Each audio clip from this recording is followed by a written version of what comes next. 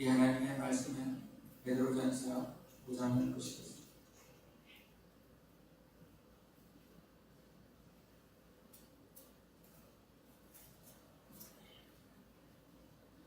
베드로전서 5장 7절부터 10절까지를 보시겠습니다. 베드로전서 5장 7절부터 10절까지 교독하시겠습니다. 너희 염려를 다 주께 맡기라. 이는 그가 너희를 돌보십니다.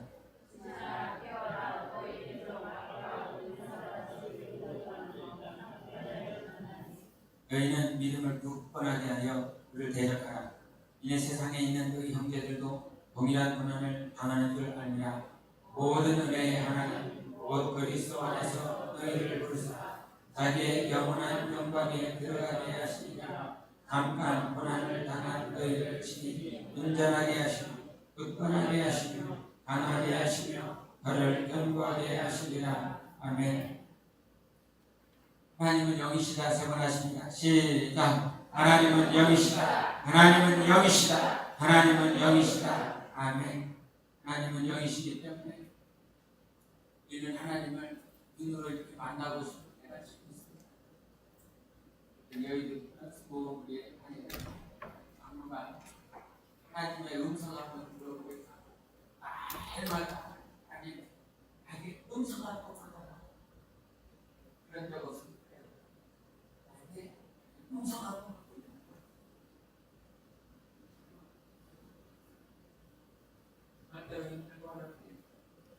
음성하고 그 음성이 기복적인 거나 기술적인 시간 때문에 그 음성을 듣고 싶은 것이 아니라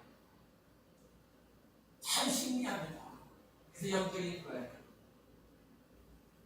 나는 이게 주님의 음성인지 아니면 마귀의 음성인지 사람의 음성인지 몰라요. 몰라. 근데 어느 음성을 딱 들었는데 이거는 주님이 주신 거예요. 이게 가르쳐줘서 분별이 되는 것이 아니라 이 10년 가운데 주님이 한마디를 딱 하시는데 그 말씀이 더 만왕의 왕 나에게 하시는 음성이야. 주님이 나에게 하시는 음성이야. 그래서 기술적인 거나 기복적인 것 때문에 음성을 듣고 싶어 하신 것이 아니라 주님의 음성을 들으면 영혼이 말할 수 없는 기쁨으로 충만해집니다. 그냥 한마디를 들었는데 그 한마디를 들었는데 그게 마귀의 소리인지 사람의 소리인지 주님의 음성인지 나는 몰라. 육신은 알 수가 없어. 육신의 귀는 보통 못 알아듣겠어. 근데 하나님께서 내게 하시는 음성을 딱 들으면 그것이 주님이 내게 하셨구나. 주님이 내게 말씀하셨구나. 이게 분별이 되고요. 주님의 음성을 들으면서 영과 영이 만났어요. 영과 영이. 하나님의 음성을 달라고 하나님 한번 보기 원한다고 그렇게 기도하는 순간들도 있었는데 하나님의 음성을 딱 들으면 갑자기 영혼이 말할 수 없는 기쁨으로 충만해집니다. 야, 이 기쁨. 이 기쁨을 어떻게 해야 될 수가 없고 이 기쁨을 어떻게 설명할 방법이 없어요. 그래서 예수 믿으라고 하는 거거든요. 그래서 예수 전하라고 그러는 거거든요. 그렇기 때문에 예수 전하고 있죠. 기뻐서 전합니까? 그것도 아니에요. 막 도살장으로 끌려가는 소새끼처럼 그렇게 할 때도 있어요. 근데 한 번은 그래요. 주님이 나를 사랑하신 그 기쁨이 너무 좋은 거예요. 그 어떤 것으로 바꿀 수가 없는 거예요. 그래서 그때 한번 꼭 깨인 게 제가 가끔 제 관심하지만 나는 목사가 되고 싶은 일도 없었습니다. 나는 목회하고 싶은 일도 없었어요. 한 번도 그래 본 일이 없습니다. 그래서 때로는 힘들면 주님, 언제 목회 시켜달라고 그랬습니다. 언제 목사 되게 해달라고 그랬습니다. 왜 자꾸 밑에 이렇게 가게 하십니까?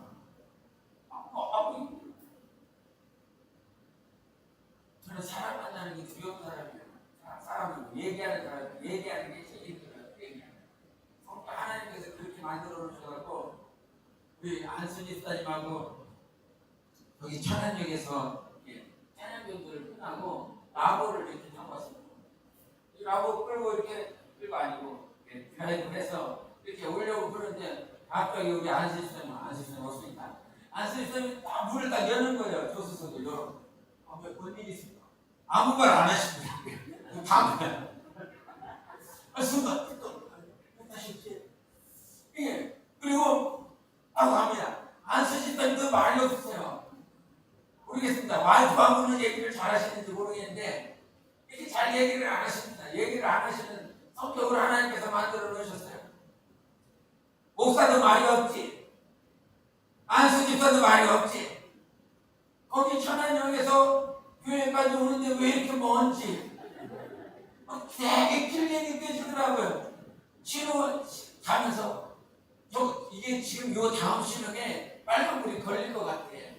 빨간불이 안 걸리게 하려고 막 더 이렇게 레스토랑들을 더 밟았습니다. 막 가는데 저기서 또 수원새로 막히지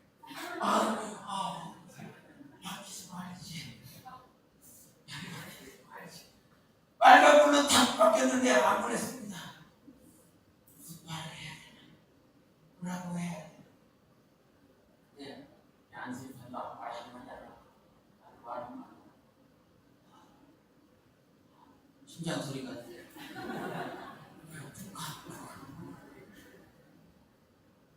그렇게 하면서 참, 사고라 볼 때는 이게 이렇게 금방금방구나 했는데 우리 안수지 빼면은 무슨 얘기할 거리가 없는 거예요. 뭔 얘기를 해서 안수지 뺀다면서 그런 거.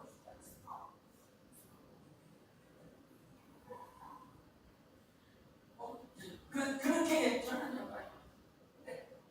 정말 목사 성격이지. 근데 참 목회를 하다 보니까 다 사람 관계하는 말입니다.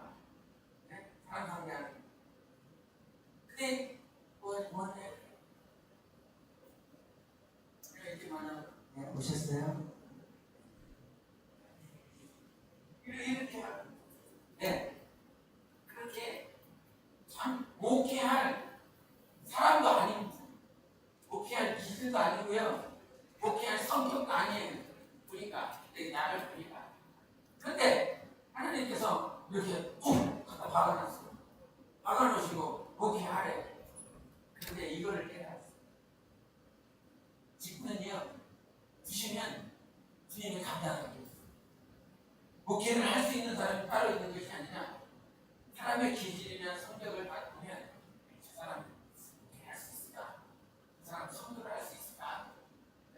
저희 사모가 선교사라고 하는 명패를 가지고 갈 때 참 부업을 엄청 많이 했습니다. 선교사가 됐으면 어떤 목사님을 만나든지 아니면 전도사님을 만나든지 선교사로 나갔으니까 좀 도와주세요. 이 말 해야 되지 않냐고. 나 지금 가니까 좀 도와달라고. 물질 좀 구원해달라고 이 말 좀 해야 되는 거 아니냐고. 그러면 그 말을 들었지만 가서 목사님 말하셨습니다. 또 한마디로 쌩 돌아와요. 그러니 사모가 옆에서 봤을 때 에라이 이래지요. 이래요. 그러면서 저 선교사님 저렇게 하잖아요. 낯짝이 아니라 나한테 철판 깔고 그렇게 말하잖아요. 목사님은 왜 말을 못하는 거예요? 이러면서 진짜를 얼마나 그렇게 사람이 목회할 만한 선교할 만한 그 어떤 할 만한 그런 기술도 생겼다 아니에요. 그런데 하나님께서 맡겨놓으시면 은혜로 되게 하십니다. 직분감당은 내가 하는 것이 아니라 하나님이 하게 하십니다. 내가 말로 잘 이렇게 해서 이렇게 되지 않습니다. 정말 유창하게 설득력 있게 이렇게 되지 않습니다. 그래서 사도 바울의 고백을 정말 뼈저리게 됩니다. 그가 능이 있고 지식이 있고 언어에 언변력이 있지만 그가 날마다 고백하고 말하고 가르치는 건 성령으로만 한다. 그래서 성령님께서 우리가 말스테이 그랬습니다. 예수님께서 너희가 무슨 말을 해야 될지 염려하지 마. 때가 되면 성령께서 너에게 할 말과 이를 말을 가르쳐 주시리라 말씀해 주셨습니다. 그래서 신앙생활은요, 내가 하는 것이 아니라 하나님께서 도와주시기 때문에 가능한 것입니다. 그 하나님의 도움을 쫓아 살아가다 보면 언변력이 없어요. 모세가 자기 자신을 봤을 때 그러지 않았습니다. 아니요, 알고 못해요. 어떻게 가서 그래요? 아무런 능도 없잖아요. 근데 주님께서 도와주셔서 저도 가서 막대기를 치우라 그러면 필요할 때 하나님께서 그 시에 막대기가 뱀이 되게 하고 뱀을 치우면 막대기가 되게 하고 하나님께서 필요를 따라서 도와주시는 거예요. 내가 하는 것이 아니라 하나님의 전적인 도움으로 영적 생활을 하고 있는 것입니다. 하나님의 도움이 이게 보여지고 들려지는 것이 얼마나 귀하고 감사한 것이고요. 하나님 나를 돕고 계시고 있구나. 돕고 계시고. 그래서 참 2년 동안 목회를 하면서 이 말을 해야 되나 말아야 되나 이거 어떤 말을 해야 되나 이 말을 해야 되나 그렇게 무릎 꿇고 있었을 때 하나님께서 무릎 꿇을 때마다 참 신기해요. 주님께서 저마다 다 성장시키려고 다 잠잠하지 않습니다. 다 잠잠하지 않아요. 어느새는 동쪽에서 번쩍거립니다. 동쪽을 위해서 기도합니다. 주님의 은혜는 동쪽이 잠잠해졌습니다. 잠잠해질까 싶더니 서쪽에서 번쩍거립니다. 서쪽에서 번쩍거려서 다시 서쪽을 위해서 또 기도. 서쪽이 잠잠해졌어요. 남쪽에서. 그리고 감사한 건 뭔지 압니까? 그나마 한쪽에서만 해주는 게 얼마나 감사해요. 한쪽에서. 동서남북에서 다른 안 그런다. 그런데 그때마다 하나님께서 기도하게 하시는 것이 있습니다. 하나님이 저들의 지시의 주인이시다. 그래서 주인이 하실 것을 저는 믿습니다. 주님이 저들이 목표시니까 저들에게 필요한 전투가 있어요. 필요한 사람을 만나야 되겠다고 그러면 필요한 사람을 만나주세요. 하나님께서 동역자를 붙여주시고 그냥 모든 삶 가운데 들려지게 하시고 하나님이 돌을 들어서도 하나님을 찬양하게 만드시겠다고 하셨는데 나귀를 통해서도 하나님의 음성을 들려주게 하시는데 그 일들을 하나님께서 못하시겠습니까? 그 모든 지체들의 주인이 하나님이시니까 하나님께서 그를 따라 이런 모든 환경 가운데서 하나님이 주인이 되어주시옵소서. 그 기도를 할 때마다 하나님이 그렇게 인정되더라. 하나님이 이게 너무 감사하더라. 내가 오늘도 의지할 수 있는 분이 있다라고 하는 사실, 내가 정말 마지막까지 끝까지 붙을 수 있는 하나님이 있다라고 하는 사실이 얼마나 감사한지. 그래서 깨닫습니다. 가면 갈수록 깨닫는 것이 있습니다. 우리의 삶은, 영적 생활은 오직 하나님께서 도와주시는 것으로만 가능하다. 그것만 가능하다. 주님이 도와주실 때만 가능하다. 그런데 주님의 도우심이 언제만 있습니까? 계속 있습니다. 단지 우리가 못 보고 우리가 우리의 기로, 우리의 심령으로, 우리의 믿음으로 하나님의 역사하실 것을 파악하지 못하는 순간들이 많기 때문에 그런 것이지, 하나님은 여전히 이 시간도 도와주고 계십니다. 말씀을 깨달을 수 있고 성령으로 내 심령에 그것이 바뀔 수 있도록, 새겨질 수 있도록, 그것을 잊어버리지 않도록 지금 이 순간도 하나님은 나를 돕고 계시는 하나님이십니다. 그래서 하나님이 나의 의지시나 다시 고백하는 것입니다. 그러니까 의지해야 될 건 예수님하고 하나님 한 분밖에 없다고 해요. 그래서 목회라고 하는 시간들, 목사로 부름을 받은 시간들 나는 원하지 않았어. 나는 그렇게 기도해본 일이 없어. 그런데 하나님께서 이거 하래.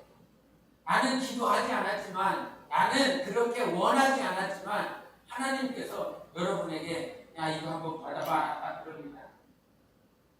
무엇을 위하여? 내 영혼을 위하여 예배하시는 하나님의 섭리인 것입니다. 이 말을 바꿔 말을 하면 내가 모르고 내가 알지 못하여 기도하지 않은 것이라 할지라도 하나님께서는 내 영혼을 사랑하시기 때문에 미리 예비해 놓고 계시는 것입니다. 미리 예비해 놓으시고 그 예비한 모든 환경 가운데서 나를 만드시고 단장하시는 하나님이십니다. 하나님의 섭리가, 하나님의 인도하심이 여전히 지금도 있습니다. 그 인도하심을 날마다 하나님 앞에 감사로 바꾸시기를 바랍니다. 하나님 나에게 이거 왜 주셔서 나를 힘들게 하십니까? 나에게 이런 환경들을 왜 주셔서 이렇게 어렵게 만드십니까가 아니라 하나님을 인정한다면, 하나님이 나를 오늘도 인정한다라고 한다면 하나님 앞에 감사의 고백부터 먼저 하십시오. 그 감사의 고백, 우리 차에서 오면서 그러지만 시시때때로 저 저 예수 믿는 사람은 감사할 상황이 아니야. 그런데도 옆에서 지켜보면 하나님 감사합니다. 하나님 아버지 감사합니다. 감사부터 먼저 나와. 아니 어떻게 그 상황에서 감사를 할 수 있어? 감사가 나올 수 없는 상황인데. 그런데 하나님을 인정하면 감사가 나옵니다. 그 감사의 고백을 먼저 하실 수 있는 삶이 되시기를 바랍니다. 하나님께서 우리의 삶을 인도하시는 모든 환경 가운데 우리 5장에 다시 한번 보시겠습니다. 5장 9절을 보겠습니다. 5장 9절 시작. 아멘.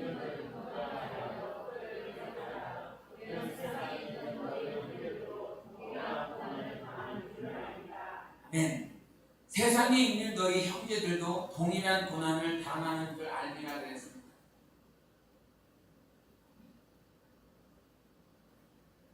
내가 이 수련회 지금 8강을 했습니다. 8강을 하면서 미쳤다고 8강을 한다고 했냐? 속으로 속으로 이렇게 힘든 길을 가려. 시끄럽고 중심되는 누구 시키고 오전에 누구 시키고 저녁에만 하는 해야 되지. 8강을 다 했냐? 속으로 내가 튀어나가고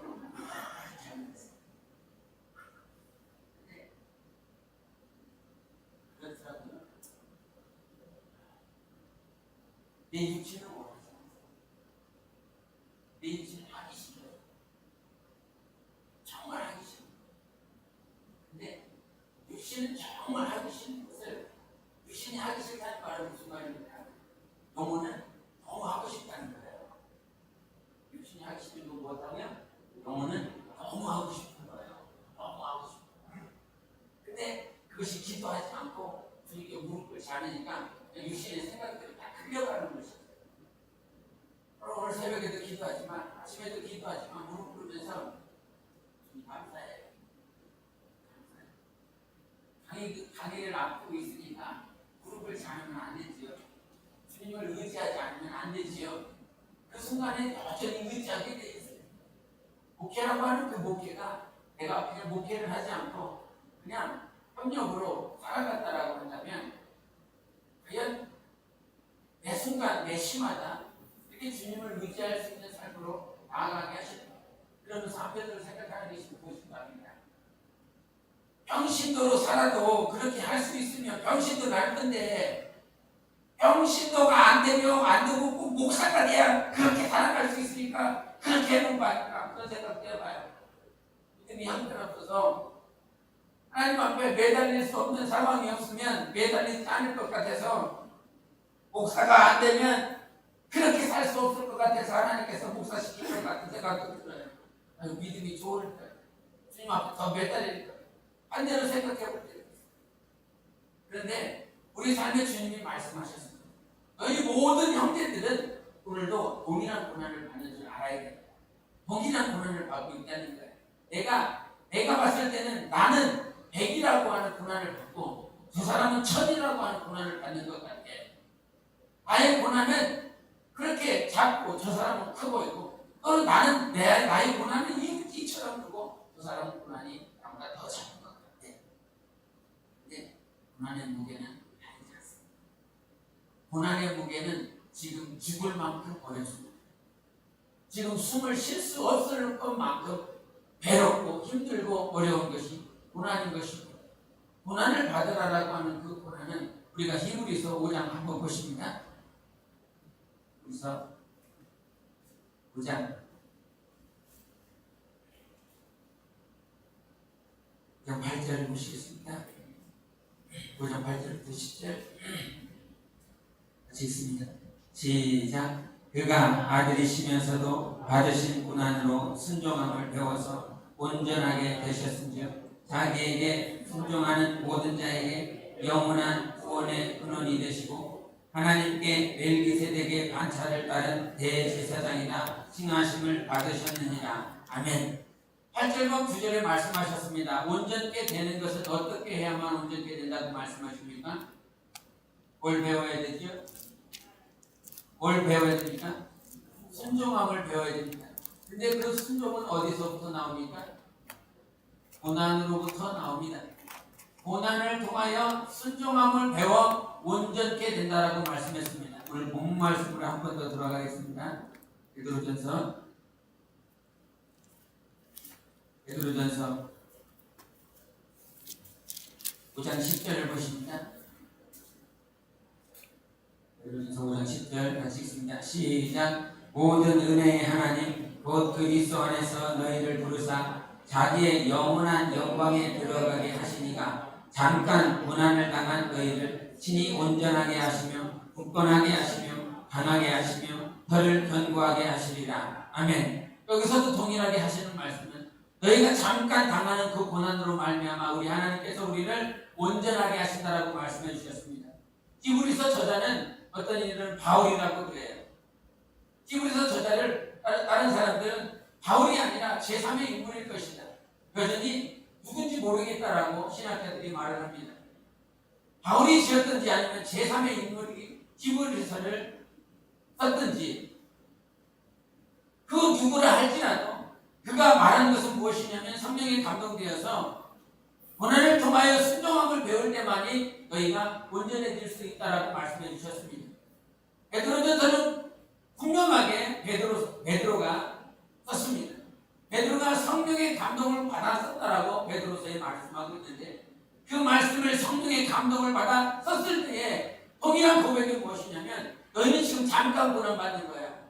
잠깐 고난을 받아서 우리가 하나님께 어떻게 인도함을 받아 온전케 되어져서 하나님 앞에 설 수 있다라고 가르쳐주고 있습니다.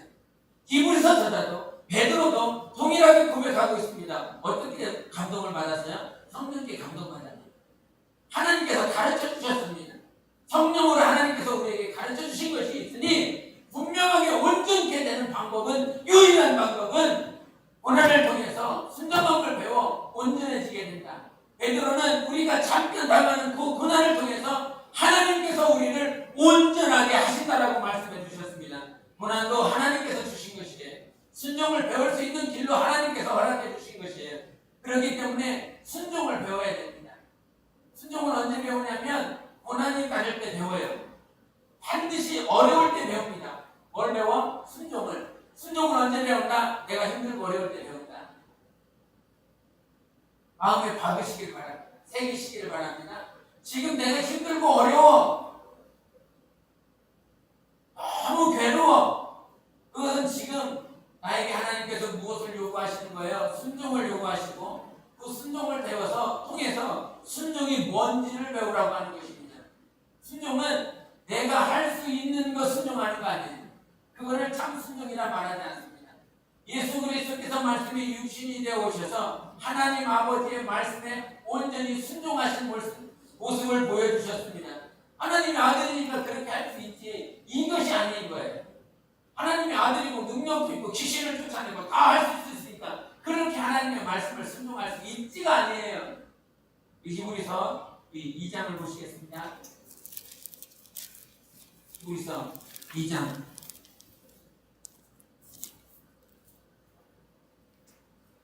18절입니다. 2장 18절 시작. 그가 시험을 받아 고난을 당하셨은즉 시험을 받는 자들을 능히 도우실 수 있느니라. 아멘. 예수님도 뭘 받으셨다고요? 고난 받으셨다고요.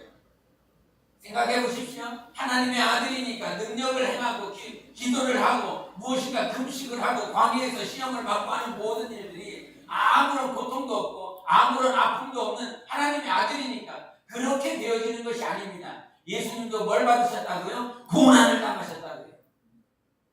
하나님의 아들이시지만 고난을 당하셨다라고 하는 사실입니다. 그러면 고난을 당하셨다라고 하는 그 말이 무슨 말입니까? 바꿔 말하면 그분도 순종이 무엇인지를 배워나가셨다는 말입니다. 그래서 십자가에서 겟세마네 기도원에서 제사장에서 거기서 하나님 아버지께 기도하는 것이 무엇입니까? 나의 원대로 마옵시고 아버지의 뜻대로 이루어지기를 원합니다. 이랬습니다. 당신의 뜻이 있는 거예요. 당신이 하고 싶은 것이 있는 거예요. 당신이 원하는 것이 있는 거예요. 그런데 자기의 뜻을 다 내려놓고 누구의 뜻만? 아버지의 뜻만. 하나님의 아들이니까 다 능력해가고 이적으로 표적으로 기사로 다 이렇게 아주 손쉽게 이루어져 나가는 것이 아니라 하나님 아버지의 말씀 하나하나를 자기의 뜻을 내려놓고 자기가 하고 싶은 말을 내려놓고, 그래서 요한복음의 말씀이 무엇이냐? 내 의가 있고 내 말이 있다는 거예요. 그러나 내가 너에게 전하는 말은 내 말이 아니라 아버지의 말씀이라고 말씀하신 것입니다. 그래서 아버지의 말씀만을 하고 그 말씀대로 순종해 나가신 그 하나님, 그래서 십자가에서 물과 피를 쏟기까지 고통당하시고 마침내는 다 이루었다라고 말씀하신 분이 예수 그리스도시냐 이 말이에요. 예수님도 순종을 배웠습니다. 뭘 통해서?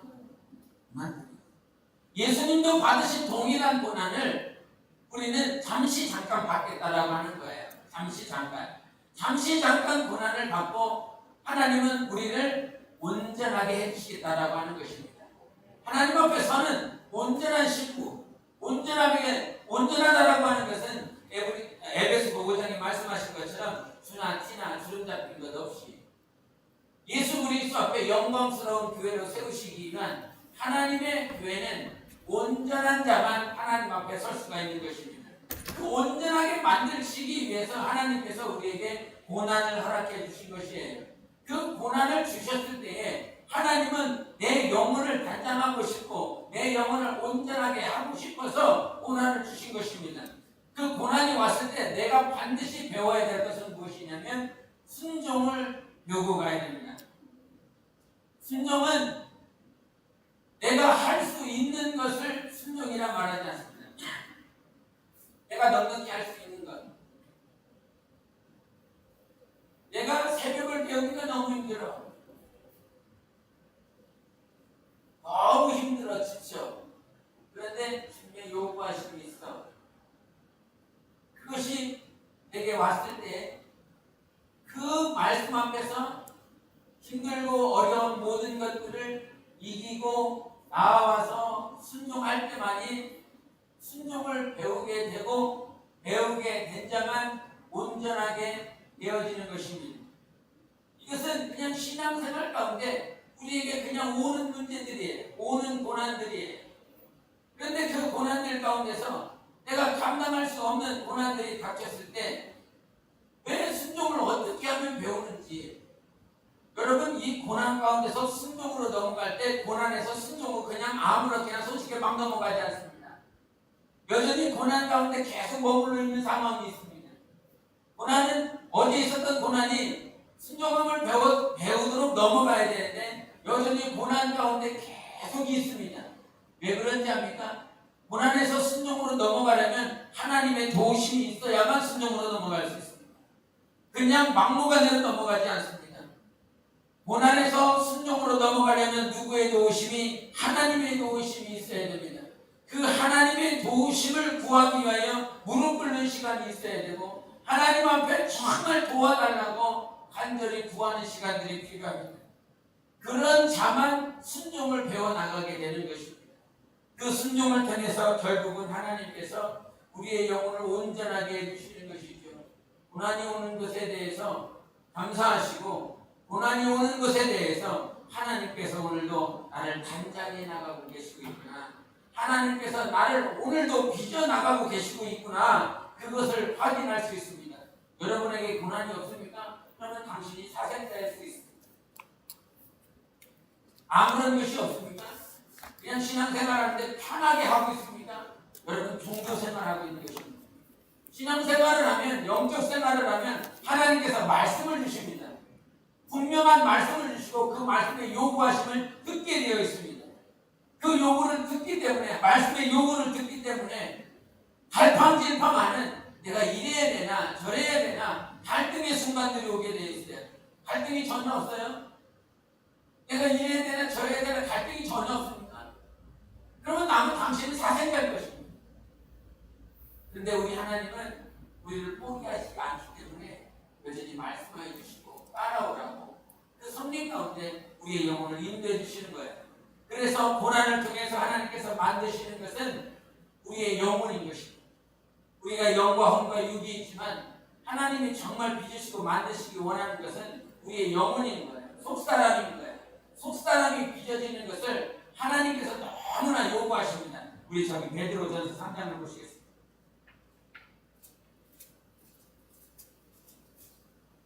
베드로전서 3장 이 3장 우리 3절과 4절을 보시겠습니다. 베드로전서 3장 3절과 4절 시작. 오직 너희의 단장한 머리를 꾸미고 금을 차고 아름다운 옷을 입는 외모로 하지 말고 오직 마음에 품는 사람을 온유하고 안정한 심령에 썩지 아니할 것으로 하라. 이는 하나님 앞에 값진 것입니다. 아멘. 여기서 말했지만 이것을 새 번역으로 번역하면 여러분은 머리를 꾸미며 금붙이를 달거나 옷을 차려입거나 하여 거치장을 하지 말고 썩지 않는 온유하고 정숙한 마음으로 속사람을 단장하도록 하십시오. 그것이 하나님께서 보시기에 값진 것입니다. 이것이 새 번역 성경에 나와 있는 번역문입니다. 여기서 뭐라고 말씀하시냐면 정숙한 마음으로 온유하고 정숙한 마음으로 속사람을 단장하도록 하십시오. 그것이 하나님께서 보시기에 값진 것입니다라고 가르쳐주고 있습니다. 속사람을 단장하십시오. 속사람을 단장했을 때 하나님의 안목에서 봤을 때 하나님의 시각에서 봤을 때 그것이 가장 값진 것이라고 표현하고 계신 것입니다. 그냥 한국어 성경에서는 보시기에 값진 것이라고 말을 하지만 영어 성경에서는 극히 값진 것이라고 말을 합니다. 나의 영혼이 가장 값진 것이라고 하나님이 봤을 때 지금 내 육신도 있고 모양도 있지만 하나님이 지금 보시는 건 하나님 눈에 가장 값진 것으로 보고 있는 것은 여러분의 속사람인 것입니다. 영혼인 것입니다. 하나님 눈에 여러분의 영혼이 얼마나 값진 것인가. 우리가 찬양할 때 당신은 사랑받기 위해 태어난 사람 이거 맨 처음에 와서 했는데 막 새 신자 왔다고 이렇게 했죠. 당신은 사랑받기 위해 태어난 사람 이렇게 이렇게 하트만 가려주고 막 이런 속으로 목을 걸어.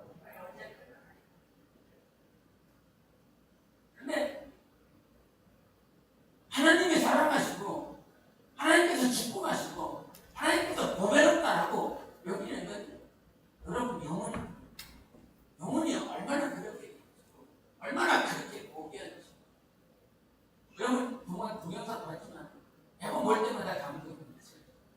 매번 볼 때마다 감동. 그런데 여기서 75명의 노인들 어린아이 나왔습니다. 물품이 있습니다. 말을 이게 영상을 이렇게 그림을 그렇게 그려서인지 모르지만 그렇게 그랬을 것 같습니다. 아무런 볼품 없고 누더기 옷을 입고 그 신발에 구멍 뚫린 그 신발을 입고 있는 얼마나 때가 잔뜩 깨있겠습니까? 그 손톱에 얼마나 많은 먼지가 깨있겠습니까? 근데 저 죽어갔었던 영혼들을 보면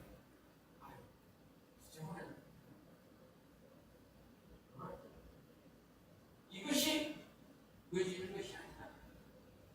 저렇게 살지 못하는 나의 영혼이 저렇게 살아야 돼 나의 영혼이 저렇게 산 분이 존경스러워요. 저렇게 살아가고 마지막까지 하나님의 음성을 듣고 그 말씀대로 순종한 그 영혼이 부럽습니다. 육신은 아마 여러분이 더 예쁠 것입니다. 여러분이 더 멋있을 것입니다. 그러나 영혼은 그럴까? 영혼은 정말 그럴까? 마지막 앞에서 나 정말 찬양하고 싶습니다. 마음 놓고 찬양하고 불러보고 싶습니다. 나는 도와줘. 마음 놓고 나가서 찬양하고 가게. 도와주겠다라고 하는 그 말에 잠깐만 그러면서 하나님께 물어보고 그래요. 하나님께 물어보겠다라고 하는 것은 어떻게 말입니까? 하나님께 물어보고 아니 미국에서 온 이 목사가 우리 빠져나갈 수 있도록 도와준답니다. 나갈까요? 말까요? 그랬더니 하나님 하시는 말씀 능력이 없어서 너희를 판단해라. 내가 능력이 없어서 너희를 이와 같은 환경 가운데 놔둡니다. 그래서 반박이 일어납니다. 아니, 그럼 우리가 지금 고통당하는 것도 하나님의 뜻이란 말이에요. 우리가 못 먹고 못 마시고 이렇게 신앙생활 정말 잘해보고 싶은데 신앙생활 잘 못할 수밖에 없는, 잘할 수 없는 이런 환경 가운데 놔두시는 것도 하나님의 뜻입니까? 내 뜻이라고. 너희를 붙잡고 너희를 고난 가운데 두고 그 고난 가운데 비춰가게 하시고, 여러분 그렇게 하는 그 환경들, 영혼을 비춰가시는 모습이 보입니까? 고난은 있지만 그 고난 가운데서 하나님 앞에 묻고 그 말씀대로 순종하고 그 어떤 것도 하나님의 사랑에서 우리를 끊어낼 수 없다라고 하는 그 마지막 고백을 하고 기도하서는 저 노인의 영혼이 얼마나 멋있습니까? 얼마나 고귀합니까? 존경스럽습니까? 고난을 받으면 받을수록 그 영혼은 빛이 나게 되어 있습니다. 고난을 받으면, 고난은 받기 싫지만 육신은 받기 싫어요. 육신은 원하지 않아요. 그러나 영혼은 고난을 통하여 더 빚어지고 단장되어지기를 원합니다. 그런데 그렇게 알고, 하나님의 뜻을 알고, 주님 고난이 왔을 때 그 고난을 이길 수 있도록 도와주시고, 하나님 나에게 고난을 주셔서 더욱더 성령으로 단장되어지기를 원합니다. 이렇게 기도하고 주님 앞에 간구하지만, 그러나 정작 고난이 닥치면 어떻게 됩니까? 하나님 원망하기 시작합니다. 하나님께 불평하기 시작합니다. 눈을 뜨십시오. 불평 불만이 아니라 오늘도 감사가 되어야 됩니다. 오늘도 하나님께서 나를 이끄시는, 고난 중에도 나와 함께 하시는 하나님의 은혜가 보일 수 있어야 됩니다. 그래서 하나님이 보여야 되는 것이 영적생활입니다. 그래서 우리가 누누이 말하지만 하나님과 나와의 그 관계가 결국은 신앙생활이라는 거예요. 신앙생활은 하나님과 나와의 관계라는 거예요. 그 누가 도와줄 수 있는 것이 아닙니다. 그 누가 영생으로 인도해 줄 수 있는 것이 아닙니다. 그런데 많은 사람들이 넘어지는 것이 무엇입니까? 남편 때문에, 자녀 때문에, 부모 때문에 하나님과 나와의 관계가 무너지기 시작합니다. 지금까지요, 하나님께서 우리의 영혼을 세우시는 일에 아비전도 친축을 부인하고 그렇게 하나님만 바라보고 하나님만 의지하는 그런 신앙생활로 인도해 주셨습니다. 그렇게 세워진 줄 알고 그렇게 세워진 것 같은데 어느 순간 또 보면 환경으로, 남편으로, 자녀로, 아니면 주변에 있는 것들로 인해서 다시 또 넘어집니다.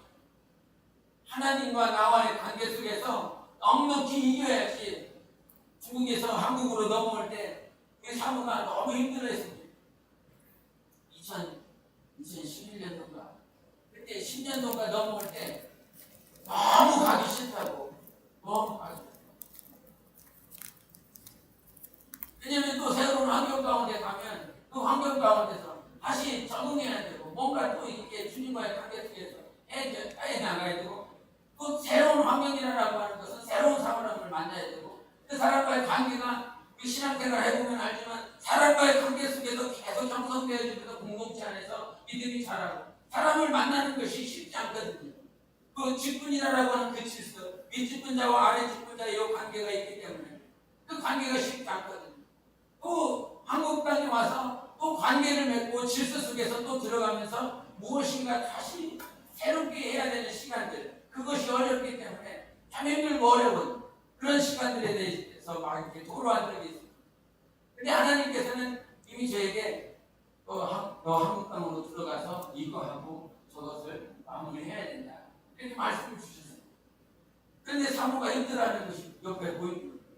너무 힘들어하니까. 그런데 기도하면 해줄 수 있는 말이 단 한마디, 하나님께서 나에게 가라. 하나님께서 가라고 하시기 때문에 나는 가야 되겠어. 당신이 힘들고 어려운 건 알겠는데 그러면 당신도 기도하시고 하나님께 결국은 우리 당신의 신앙생활도 하나님과 당신과의 관계, 당신과의 영적생활이 하나님 앞에 기도하여 따라오지 말고 하나님과의 관계 속에서 나아갈 수 있고 순종할 수 있도록 그렇게 기도하라고 했습니다. 하기도 하고 한테 막 적극적으로 그렇게 되지는 않죠. 육신이.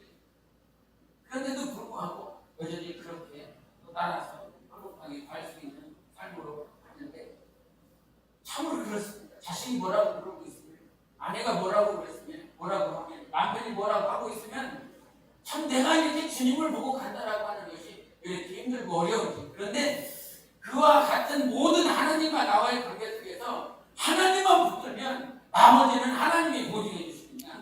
하나님의 보증이 있기 때문에 오늘도 하나님을 붙잡을 수 있는 거예요. 내가 사람을 붙잡아 보십시오.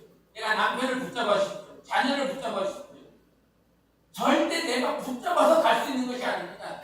하나님이 나를 붙잡아 주시고 하나님이 저를 붙잡아 주셔야만이 그렇게 영적 생활로 이기는 생활로 나아갈 수가 있는 것이에요. 그 하나님과의 관계로 말미암아 하나님께서 우리의 영혼을 또한 빚어나가시는 것입니다. 내가 세워지면 우리가 세워집니다. 그런데 내가 세워지지 않으면 우리는 세워지지 않아요. 그래서 과거에는 계속 이랬습니다. 하나님과 너와의 관계라고, 하나님과 나와의 관계라고, 하나님과 나와의 관계, 하나님과 너와의 관계니까 그 관계를 제대로 세우라고 계속 그랬습니다. 그런데 이게 하나님과 나와의 관계를 세우라고 하는 이 말이 변질이 돼갖고 나는 잘해. 나는 잘하는 것 같아. 나한테 문제가 없는 것 같아. 나한테 신앙생활에 아무런 괴로움도 없는 것 같아. 그런데 어떤 사람이 괴로운 일이 생겼거든. 어떤 사람이 힘든 문제가 생겼거든. 그러니까 그 사람을 보면서 하나님과 너와의 관계니까 기도하라. 하나님과 너와의 관계니까. 근데 그 말이 어떻게 들려지냐면 너 하나님과의 관계가 안 좋네. 너 하나님 앞에서 제대로 못 써있네. 어느 순간 그 말이 하나님과 너와의 관계는 온전히 자기의 영혼을 진단해주고 적용시켜서 하나님과의 관계를 세우도록 하기 위해서 한 말인데 그 말이 변질되어서 하나님과의 너와의 관계인데 너 왜 하나님과의 관계를 못 세우고 있어? 이렇게 변질돼요. 절대 그렇게 하라고 준 것이 아니라 하나님과의 나와의 관계, 하나님과의 너와의 관계, 그 관계 절대요 내가 도와줄 수 없습니다. 목사가 도와주는 거 아닙니다. 전도사가 도와줄 수 없습니다. 절대 도와줄 수가 없습니다. 요단 가면요 자기가 밟고 지나가야 돼요. 대신 밟아줄 수 넘어갈 수가 없습니다. 하나님이 나를 온전하게 만들어주기 때문에 잠시 이렇게 해보라고 저렇게 해보라고 권면을 해줄 수 있습니다. 그런데 도와주시는 분은요 하나님밖에 없다니까요. 하나님만이 나를 도우신다. 세번 시작. 하나님만이 나를 도우신다. 하나님만이 나를 도우신다. 하나님만이 나를 도우신다. 아멘. 그렇기 때문에 하나님의 도우심만을 구해야 됩니다. 하나님과 나와의 관계 속에서 하나님의 도움을 구하고 그 도움을 의지하여 그 요단강을 건너고 홍해를 건널 수 있어야 돼요. 그렇게 자기 영혼이 세워지면, 내가 세워지면 그때부터 우리라고 하는 그 우리가 세워집니다. 그게 하나님의 말씀이에요. 하나님께서 우리에게 그렇게 약속해 주셨어요. 너 잘 세우고 있어. 그러면 너를 잘 세우고 계시는 분이 누굽니까? 하나님이시거든요. 내가 잘 세워지고 있으면, 하나님과의 관계 속에서 잘 세워지고 있으면 이 주변에 있는 모든 관계들 역시도 하나님께서 세워주십니다. 그런데 내가 안 세워지면 이 안 세워지는 그 문제 때문에 주변의 사람들까지 다 빨려 들어가게 되어 있어요. 내가 한번 포기해 보십시오.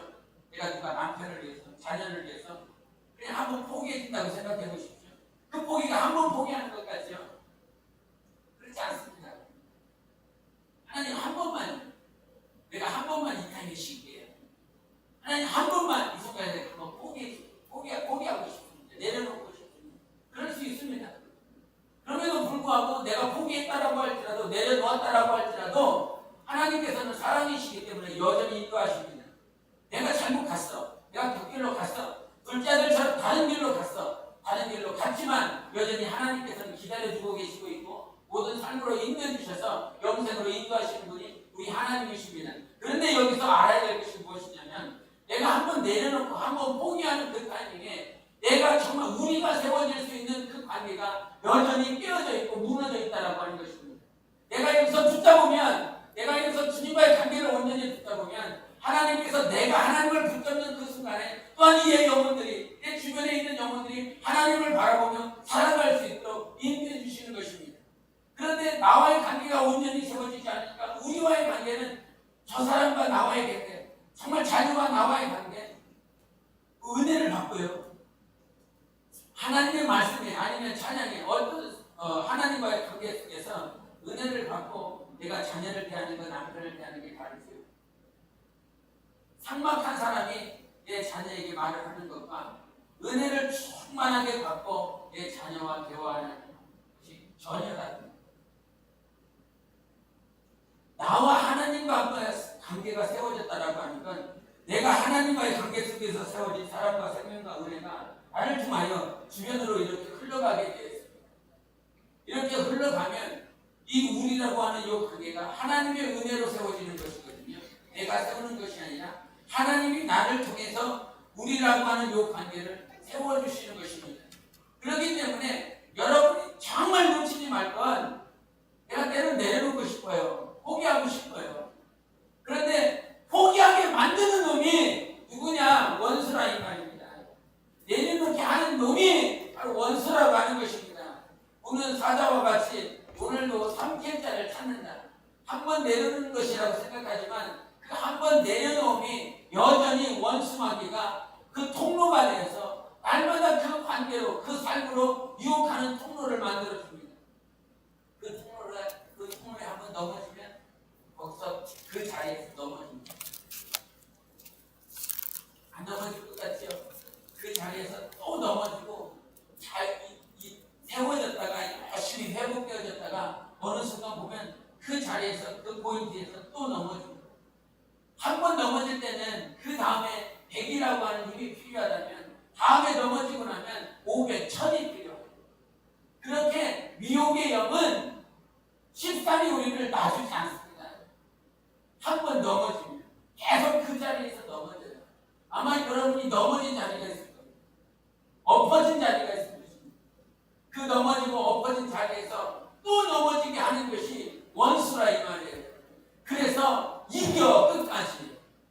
거기서 넘어지지 말고 끝까지 이겨. 그때 하나님의 도우심을 넉넉히 누릴 수 있습니다. 하나님의 도우심은 내가 오늘도 주님을 의지할 때 하나님의 도우심을 얻고 그 도우심 가운데 하나님의 인도하심을 넉넉히 경험할 수 있어요. 나와 하나님과의 관계가 세워지면 우리의 관계가 세워지는 것은 쉽습니다. 우리 가정이 세워지는 것은 쉽습니다. 그렇게 내가 서지 않은 상태에서 한마디 하고 두마디 하고 세마디 하는 것, 얼마나 많은 상처와 얼마나 많은 괴로움이 있는지. 그런데 내가 하나님과의 관계가 세워져서 사랑으로 생명으로 흘려보내면 그의 영혼이 살아나는 거예요. 지금 우리가 단장해야 될 것은 육체가 아니라 그 육신의 근무치를 붙이고 다니는 것이 아니라 아름다운 것을 치장하는 것이 아니라 하나님께서 정말 당신 눈에 가장 값진 것은 여러분의 속사람, 여러분의 영혼이라는 것. 이 영혼을 다듬으시기 위해서 하나님께서 모든 환경을 만들어주고 계셨고 그 환경 가운데 주인이 되셔서 그렇게 오늘도 주장하시고 인도해 주시는 것입니다. 제발 속사람이 하나님을 알려고 하나님 어떻게 하든지 알려고 그래야만이 하나님과 나와의 관계가 세워져요. 성경을 보라는 수련회 정말 이 강의를 끝나거나 아니면 쉬는 시간에 기도를 하시든지 성경을 보든지 하나님을 알려고 하십시오. 이 시간 여러분 1년에 3박 4일 휴가 보내는 거 이때지 않습니까? 예수 믿기 때문에 교회 다니기 때문에 이 시간밖에 없잖아요. 1년의 휴가라고 하는 이 시간에 와서 그냥 강의 한 번 듣고 강의 끝났으니까 그렇게 끝나지 말고 하나님이 나에게 뭐라고 말씀하시는지 계속 들어보세요. 계속 들어보세요. 영성일기를 쓰는 사람과 영성일기를 쓰지 않는 사람이 또 다릅니다. 마찬가지로 말씀을 가지고 우리가 새벽에 성경 한 장 말씀을 가지고 이렇게 읽지만 그 말씀 한 장을 가지고 하나님 앞에 기도로 나아가는 사람과 그냥 한 장 말씀 읽고 끝나고 그냥 자기가 하고 싶은 것 기도를 하는 것이 또 다릅니다. 하나님은 우리에게 말씀을 주셔서 그 말씀을 가지고 하나님과의 관계를 세워나갈 수 있도록 그렇게 인도하시거든요.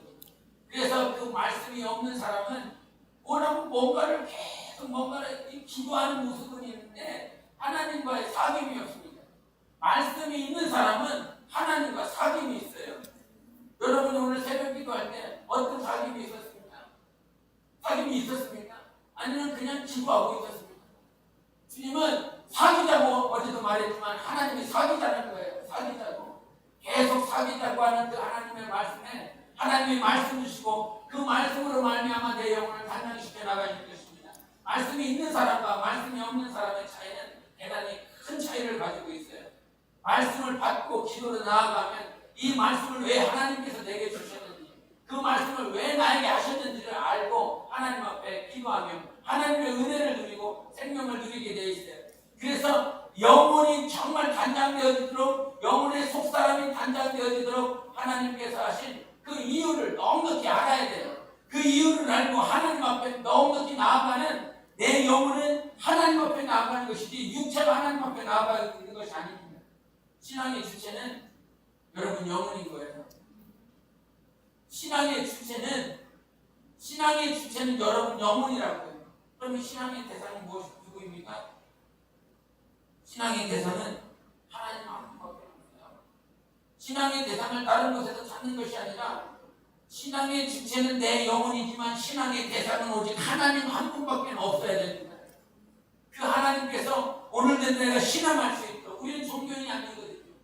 그냥 신자로 머물러 있어야 될 존재가 아니라 성도로서 하나님 앞에 나아가야 됩니다. 성도로 다듬어지고 성도로 세워져서 그렇게 하나님 앞에 나아가야 돼요. 성도로 만들어 나가시는 우리 하나님이 보여야 되고요. 성도로 만드시고 이끄시는 우리 주님의 은혜가 보여야 됩니다. 그런데 우리가 어떤 영혼의 상태를 따라서 성경에서도 구분을 했지만 종교인이 있습니다. 그리고 신자가 있습니다. 이 신자가 있고 성도가 있고요. 이 성도에서 사도로 넘어갑니다. 근데 여기서 여기로 넘어가는 시간과 여기서 여기로 넘어가는 시간, 여기서 여기로 넘어가는 시간, 저마다 사람들이 다 달라요. 근데 종교인에서 신자로 넘어갈 때요, 이때에도 고난이 있습니다. 신자에서 성도로 넘어갈 때도 고난이 있고요. 성도에서 사도로 넘어갈 때에도 고난이 있습니다. 다니엘이라고 하는 그 사람을 참 보면, 다니엘이 바벨론의 왕에 의해서 포로로 끌려왔습니다. 그 포로로 끌려와서 바벨론 땅에서 느부갓네살이 명령을 합니다. 야, 저 유대 땅에서 끌려온 포로들 가운데서 지혜로운 자들을 구별을 해서 신하를 만들자. 그래서 명령을 해서 결국은 4명의 유대인들이, 포로들이 끌려옵니다. 그때 끌려와서 왕에게 제사하는 거예요. 그 제사한 음식을, 수많은 고기들을, 육류들을 가지고 와서 이거 먹으라고 합니다. 그때 다니엘과 세 친구들 먹지 않겠다. 내가 섬기는 그 하나님 앞에 이거 먹지 않겠다고. 그리고 우리에게 채소만 달라고. 채소만을 달라고 하는 이유가 다니엘이 채식주의자이기 때문에 채소를 달라고 했었던 것이 아니라 당시에 그들에게 제공됐었던 모든 음식들은 우상에게 제사한 음식들이었습니다. 그 제사한 음식들이었기 때문에 다니엘이 거부하고 우리에게 채식만 달라고. 그리고 일정 기간 테스트 해보고 정말로 우리가 아니면 그냥 때려치라. 그런데 하나님은 채식만 먹었음에도 불구하고 우상에게 전한 그 육류를 먹었었던 자들보다 더 빛나고 더 아름답게 하나님께서 그 시험의 테스트를 통과하게 하시고 나서 이기게 해주셨습니다. 아, 네가 믿고 있는 하나님께서 너희를 인도하고 계시고 있구나. 그리고 그 테스트를 지나고 나자 느부갓네살이 꿈을 꿉니다. 그 꿈을 꾸고 나서 아무에게도 말하지 않지요. 자기의 술수들, 박사들을 다 불러놓고 야, 내 꿈에서 깨. 그들이 말을 합니다. 왕이여, 우리에게 당신이 꾼 꿈을 말씀해 주셔서 그러면 우리가 해몽해 드리겠습니다. 그러나 여전히 왕은 자기가 꾼 꿈을 말하지 않고 너희가 해석하라고 그럽니다. 해석을 못하자 그들을 다 죽이려고 합니다. 그때 다니엘이 그 왕에게 말을 하여 우리에게 하루만 기간을 달라고. 그러면 내가 하나님 앞에 기도하여 가르쳐 주겠느라고, 해몽해 주겠느라고. 그래서 결국은 하나님 앞에 가서 무릎 꿇고 다시 한번 하나님이 주시는 그 지혜를 가지고 꿈을 해석합니다.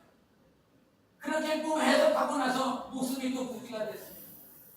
그리고 나서 벨사살 왕이라고 하는 그 벨사살 왕이 나왔는데, 그 벨사살 왕이 잔치를 벌이고 있었을 때 그 국면에 그 벽에 하나님의 손이 나와서 글씨를 쓰기 시작합니다. 손가락만 보이고 글씨가 써지기 시작합니다. 두렵고 떨면서 저것이 무엇인 뜻인지 아무도 해석하지 못합니다. 그때 다시 한번 다니엘이 나와서 이 뜻을 나누겠다고, 너희 나라를 나누겠다라고 하는 그 꿈을 해석합니다. 그 벽에 써진 그 글씨를 해석하면서 다시 한번 그 다니엘이 그 위기를 모면하게 됩니다. 이제 바사왕이 오레스가 다리오가 왕이 되고 나서 그 다리오가 그 신하들이 다리오에게 일정 기간을 그 어떤 신에게도 절하지 말게 하라고, 그 법을 어기면 죽이라고 그렇게 법령을 냅니다. 근데 여전히 다니엘은 하나님 앞에 기도하는 것들이 습관이 되어서 그 법령이 떨어지자마자 자기가 기도한 그 기도처에 가서 또 세 번 기도를 합니다. 그 기도하는 모습을 보고 그 신하들이 그 다리오 왕에게 고발을 합니다. 네가 이렇게 절하고 있다고, 기도하고 있다고. 결국에 다니엘은 사자굴에 빠집니다. 그게 평생에 있었거든요. 포로로 끌려온 그 순간부터 자기가 늙어서 몇 왕이 지나갔습니까? 느부갓네살이 지나갔죠.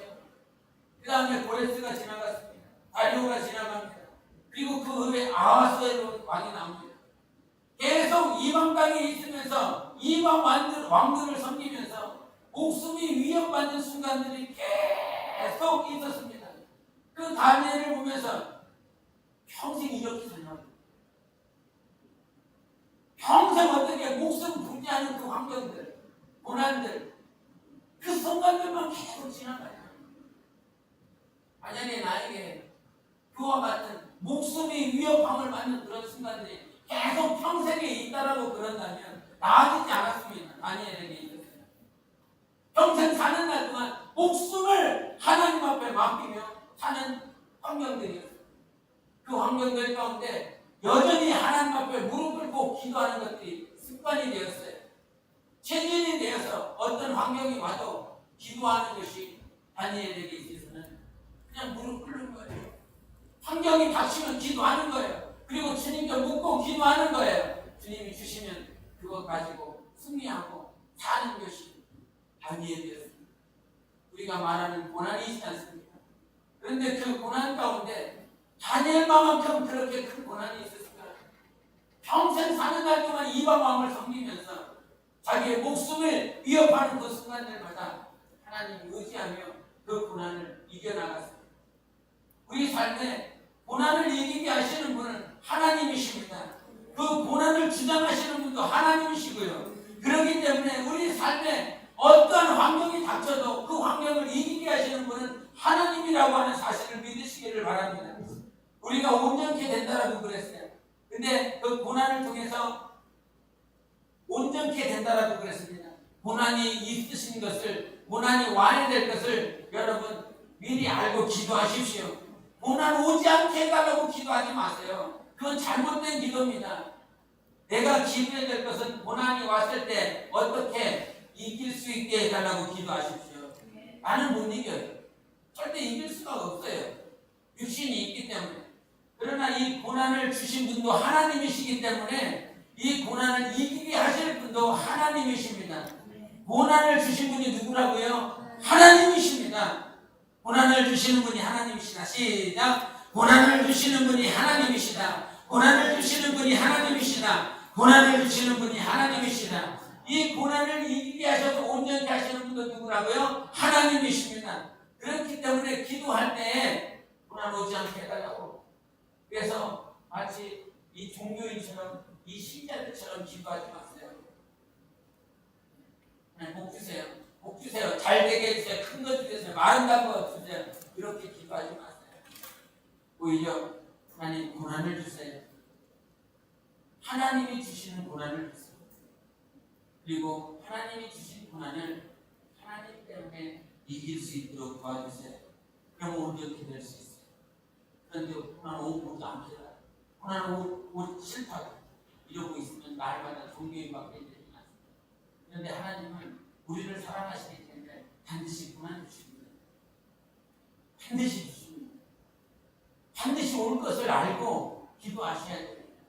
우리가 교회 내에서도요, 이 하나님께서 단지 교회만 왔다 갔다 하는 종교인에서 신자로 넘어가기가 환경을 주장하시고, 이 환경 가운데서 내가 줄성 살 수 없는 환경, 내가 하나님 앞에 온전한 물질을 드릴 수 없는 환경, 많은 사람들, 환경들이 많이 있습니다. 그런데 이 환경을 조성해 주셔서 힘들고 어려운데 여기서 신자로 넘어갈 수 있도록 하나님이 환경 조성해 주시고, 마찬가지로 이 신자에서 성도로 넘어가는 환경들 가운데서 사람들과 이 교회 내 공동체 안에서 문제가 발생합니다. 기질이 다르니까요. 성격이 다르니까. 옛날에 목사님이 이런 말을 한 게 있습니다. 그냥 평상시에 같이 있으면, 평상시에 이렇게 있으면 하시는 말이 있어요. 말 좀 해.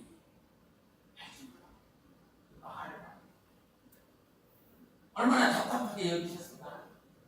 근데 또 말이 없는 사람이 이렇게 보면 이것도 힘들고 좀 그것이 있었단 말이에요.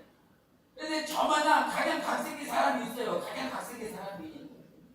근데 그 각양각색의 사람이 이 사람의 성격과 내 성격이 하나가 되고 저 사람의 기질과 내 기질이 하나 되고 그것 때문에 하나 되는 게 아니란 말이에요. 우리는 성격을 맞추기 위해서 있는 것이 아니라 하나 되는 것은 누구 때문에? 하나님 때문에 하나가 될 수 있어야 되는 것입니다. 기질을 맞추기 위해서 저 사람과의 관계가 기질이나 성격 때문에 이렇게 맞춰지는 것이 아니라 요 하나님 한 분 때문에 하나가 될 수 있도록 주님께서 인도하고 계시는 과정이다 이 말이에요. 그래서 신앙생활을 하다 보면 힘들고 여러 다른 환경들이 옵니다. 그래서 포기하고 싶을 때가 있습니다. 내 아버지가 자녀를 핍박하고, 우리 교회 나오는 형님 자매 가운데 과거에 성령을 모셔드렸어요. 성령을 모셔드리고 방언을 말을 했어요. 충만하게 영접해 나랬어요. 근데 아버지가 꼴보기 싫은 거라. 성령 보시고 방언 말하고 교회 열심히 다니는데 꼴보기 싫은 거라. 그래갖고 어느 날은 주일날인데 방에다가 잠궈놓고 밥도 안 먹이고 계속 거기다 둔 거야. 그러면서 아버지가 하는 말이, 야, 교회 안 나가면 내가 풀어줄게.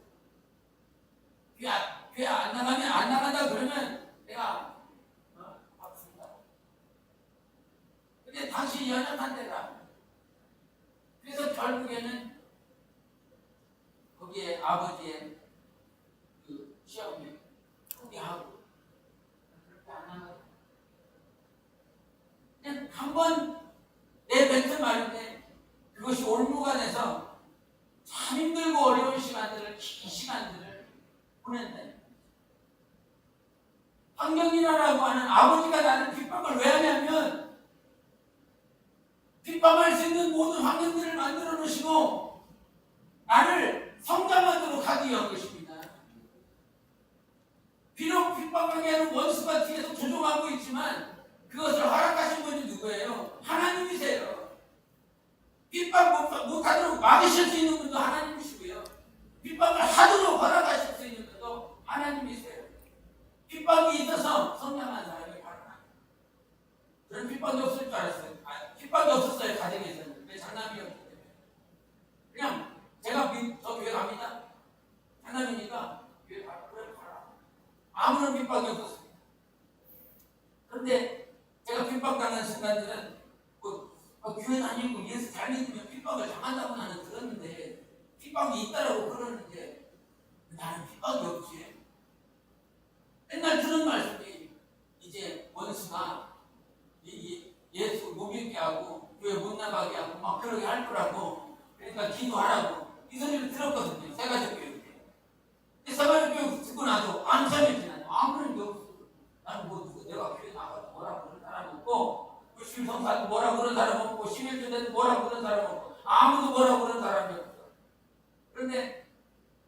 그리고 군대 가서 터졌더라고요. 그때 깨달았어요. 아, 핍박이 온다라고 그러더만 안 오는 줄 알았는데, 나한테는 없는 줄 알았는데 이 핍박이 군대에서 왔네. 그러니까 얼마나 두들겨 맞았는지. 한겨울에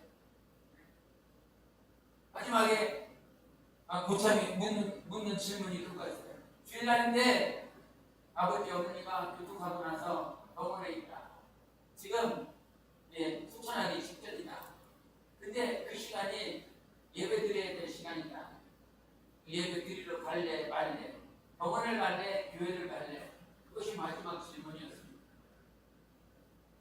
계속 그 사례를 듣고 있었던 순간 나갑니다. 이렇게 30분 동안 설득을 하다가 안 돼서 하는 말이 그 질문이에요. 그 말에도 참 주님께서 그때 붙잡아 주셔서 생각나게 해주셔서 의사도 아니고 물질을 가지고 있는 것도 아니고 지금 당장 간다고 병원 간다고 해서 고칠 수 있는 것도 아니고 교회 가서 하나님께 기도하겠습니다. 하나님께 고쳐달라고 그 순간 목숨을 붙잡아달라고 기도하겠습니다. 그리고 분합발이 터지고 소총이 막 터지고 얼마나 깨졌는지 그러면서 그때 알았습니다. 나한테는 환경이라고 하는 핍박이 없는 줄 알았는데 그 핍박이 오더라는 사실을, 그렇게 와서 그 핍박을 이기게 하시는 분도 하나님이셨다라고 하는 사실, 그 환경을 이기고 나서 하나님 앞에 감사하게 하시는 분이 이 하나님이셨습니다. 그러니까 우리 삶에 핍박이 있어요. 고난이 있어요. 반드시 와요. 그런데 이기게 하시는 분이 하나님이시라는 사실이고, 그렇게 이기게 하셔서 누구를 단장하는 거예요? 내 영혼을 단장하고 있는 것입니다. 내 영혼이 주님만을 사랑할 수 있도록 만들어주고 있다는 거예요. 주님만 사랑할 수 있도록. 핍박을 한 번 이기고 나면 주님만 더 사랑하게 됩니다. 고난을 한 번 더 통과하면 주님만을 사랑하게 됩니다. 과거에 장학재단을 만든, 이게 어떤 이 장학재단 이름을 모르는데 잊어버렸는데, 그분이 청년 때는 얼마나 주님 사랑하고 줄성사하고 얼마나 하나님 앞에 충성했는지 모릅니다. 그런데 그가 하나님 앞에서 하나님의 지혜를 주셔서 사업을 시작하게 됐어요. 사업을 시작하면서 사업이 잘 되고 있어요. 근데 사업을 하는 사람들의 특징이 뭐냐면 이 거래처에 있는 사람들과 만나야 되는 그런 시간들이 있어요. 그러니 나는 지금 예배 드리러 가야 되는데 갑자기 거래처 사장이 이거 지금 어떻게 이제 물건을 구입해야 되는데 어떻게 이제 물건을 이렇게 구입해야 되는데 지금 만나죠. 마음의 갈등이 생기는 거예요. 맨 처음에는 그런 것이 없었는데 하나님의 은혜로 시작했고 계속 하나님께서 이 사업의 확장을 해주셨기 때문에 하나님을 계속 붙들었어요. 그런데 어느 순간 사업이 어느 일정 수준에 이르게 되고 안정을 취하게 됐고 거래처에 있는 많은 사람들을 알게 됐어요. 그러면서 신앙에 대한 타협이 조금씩 오기 시작하는데, 타협이 오기 시작하면서 주일날 부르는 겁니다. 그래서 한번 내가 거래처 사장을 만나러 가겠다. 그래서 한번 만나러 갔어요. 근데 다음에도 또 만나자고 하거든요. 원수가 자꾸 물고 늘어지는 것입니다. 그래서 나가고 그래서 거래처 사장과 만나는 것들이 이제 일상적인 것이 되어버렸습니다. 그렇게 일상적인 상황들 가운데에서 모든 것이 펼쳐지고 나서 이제 그 사업이 어느 순간 계속 내리막길을 가는 거예요. 내리막길을 가자 이 대출을 막아야 되는데, 막으려면 가서 은행에 가서 대출을 받아야 되는데, 지금 부도 나게 된 환경 가운데서 가서 그 은행 그냥 이 사람은 뭐라고 은행장은 아니고 조그마한, 그래서 지점장 만나갖고 대출 좀 해달라고. 그전까지 계속 대출을 해줬었던 그 지점장이 대출을 안 해주는 거예요. 부도가 날 환경인데 안 해주는 거예요.